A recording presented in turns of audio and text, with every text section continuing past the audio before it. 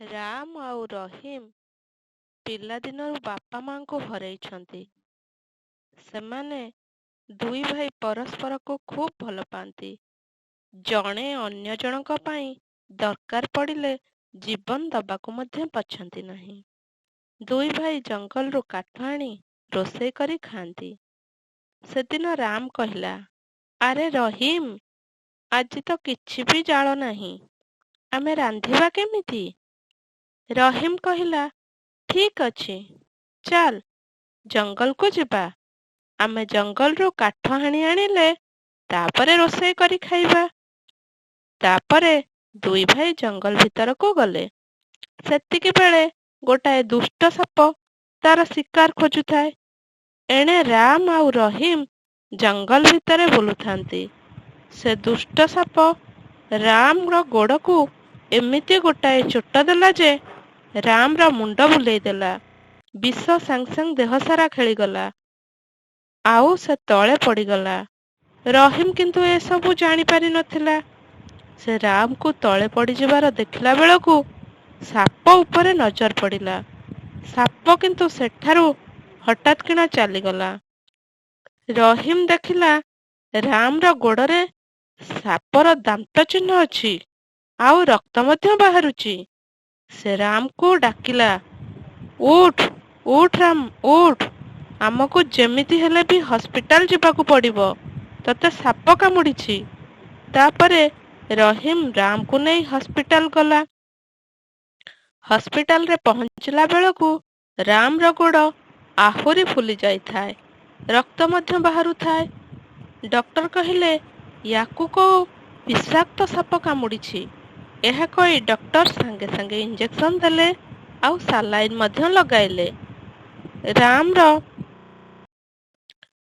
ଗୋଡ଼ କିନ୍ତୁ ଅଧିକ ଅଧିକ ଫୁଲି ଚାଲୁଥାଏ। ରାମ ହସ୍ପିଟାଲ ବେଡ୍ରେ ପଡ଼ିଥାଏ।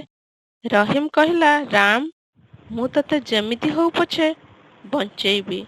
ତତେ ମରଣ ମୁହଁରୁ ମୁଁ ରକ୍ଷା କରିବି। ତାପରେ ରହିମ ଠାକୁରଙ୍କୁ ଡାକି ଗୋଟାଏ ପୋଖରୀ କୂଳେ ଆସି ଆଣ୍ଠୁ ମାଡ଼ି ବସି ପଡ଼ିଲା।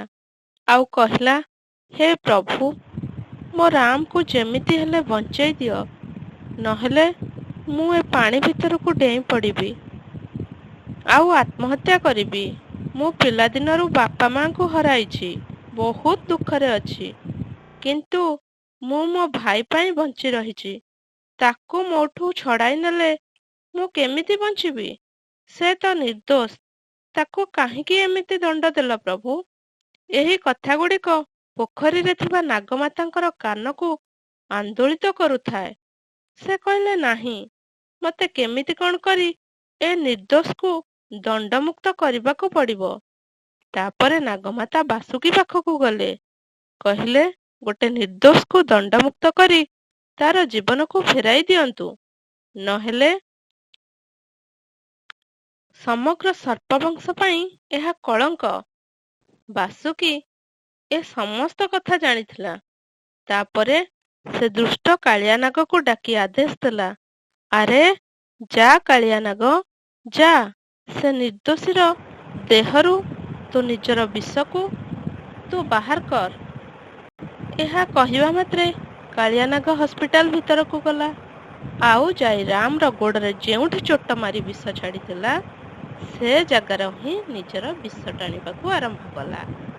ତାପରେ ବାହାରକୁ ଆସିଲା ବେଳେ ଅନ୍ୟ ଲୋକମାନେ ଦେଖି ଚିତ୍କାର କରି ଉଠିଲେ, ସାପ, ସାପ, ସାପ, ମାର, ମାର ତାକୁ। ଏମିତି କେତେ କ'ଣ ଲୋକ ପାଟି କରି ଉଠିଲେ।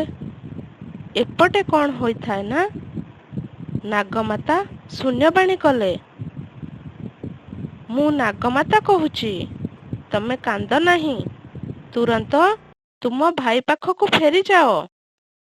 ତାକୁ ଯୋଉ ସାପ କାମୁଡ଼ିଥିଲା, ସେ ସାପ ନିଜର ବିଷକୁ ରାମ ଦେହରୁ ଫେରାଇ ଆଣିଛି।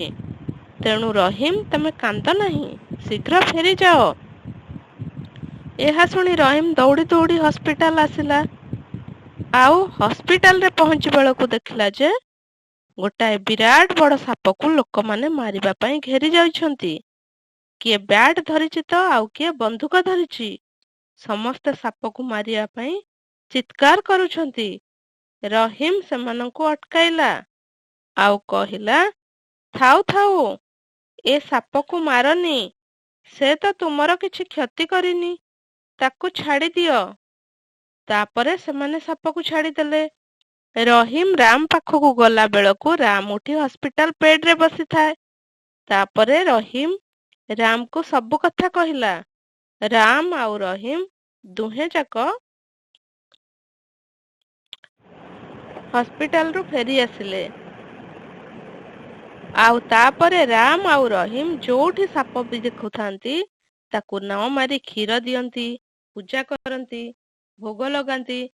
ଏହା ଦେଖି ବାସୁକି ଆଉ ନାଗମାତା ବହୁତ ଖୁସି ହୁଅନ୍ତି। ରାମ ଆଉ ରହିମ ଉପରେ ଭାରି ସନ୍ତୁଷ୍ଟ ହୁଅନ୍ତି। ରାମ ରହିମକୁ ଖୁବ୍ ଧନୀ ମଧ୍ୟ କରିଦିଅନ୍ତି। ରାମ ଆଉ ରହିମ ଏବେ ଭାରି ଖୁସିରେ ଆଉ ଭଲରେ ରହୁଛନ୍ତି। ଆଉ ତାଙ୍କର ଗରିବ ପଣିଆ ନାହିଁ।